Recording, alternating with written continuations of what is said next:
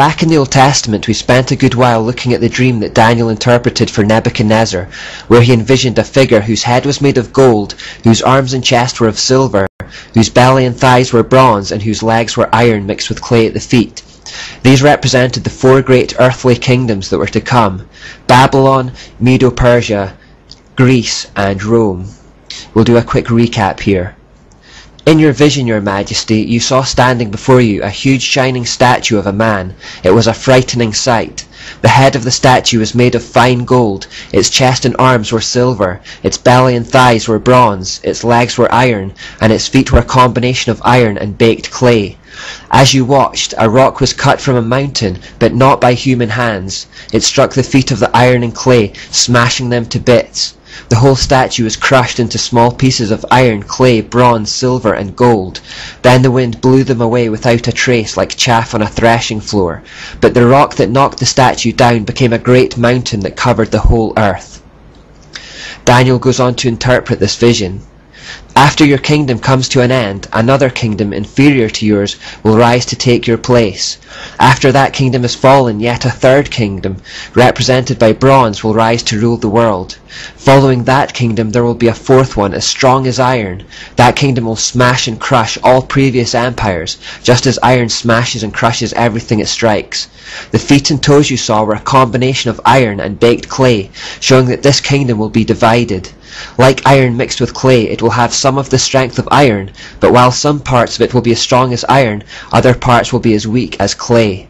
This mixture of iron and clay also shows that these kingdoms will try to strengthen themselves by forming alliances with each other through intermarriage, but they will not hold together, just as iron and clay do not mix.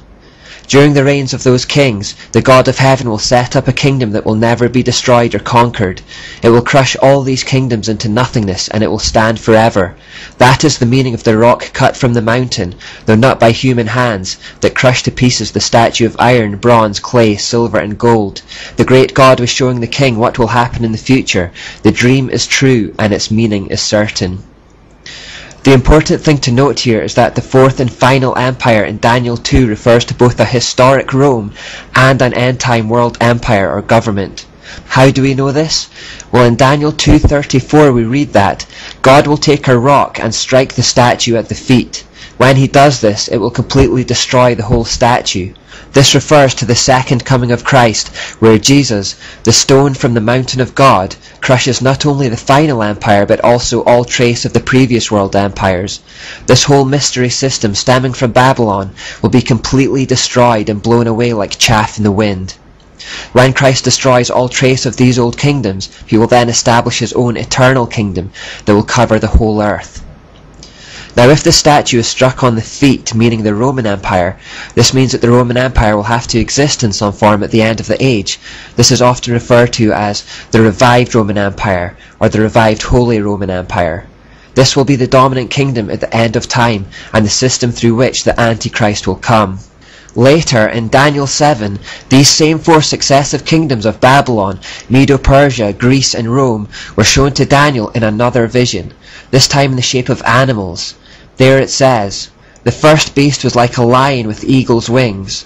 That means Babylon. "Then I saw a second beast, and it looked like a bear." That means Medo-Persia. "Then the third of these strange beasts appeared, and it looked like a leopard. It had 4 birds' wings on its back, and it had 4 heads." That means Greece. "Then in my vision that night I saw a fourth beast, terrifying, dreadful, and very strong. It devoured and crushed its victims with huge iron teeth and trampled their remains beneath its feet. It was different from any of the other beasts, and it had 10 horns. And that means Rome.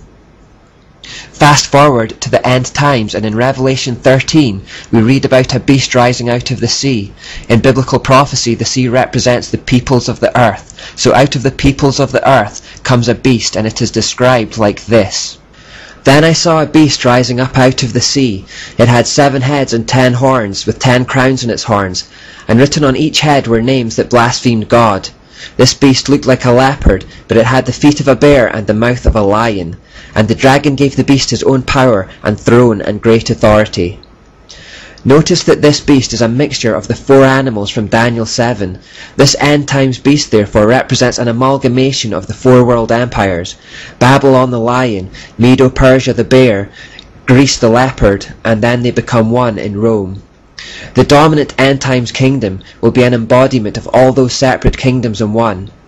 Revelation 13 goes on to say that, I saw that one of the heads of the beast seemed wounded beyond recovery, but the fatal wound was healed. The whole world marveled at this miracle and gave allegiance to the beast. They worshipped the dragon for giving the beast such power, and they also worshipped the beast. Who is as great as the beast, they exclaimed. Who is able to fight against him? So the end time kingdom is going to be unbelievably powerful, and people will think it is far too strong for anyone to fight against or overcome. And that may be true, humanly speaking. However, they haven't reckoned with Jesus, who will return this time, not as a lamb to the slaughter, but as the rampaging lion of the tribe of Judah, a warrior with robes dipped in blood. In Revelation 19:11-15 we read, Then I saw heaven opened, and a white horse was standing there. Its rider was named Faithful and True, for he judges fairly and wages a righteous war. His eyes were like flames of fire, and on his head were many crowns. A name was written on him that no one understood except himself. He wore a robe dipped in blood, and his title was the Word of God. The armies of heaven, dressed in the finest of pure white linen, followed him on white horses. From his mouth came a sharp sword to strike down the nations. The present-day European Union is that revived Roman Empire prophesied about in Daniel. The nations are trying to mix together like iron and clay, but it will not hold together and it won't prevail. We'll look more at the EU in the next few parts.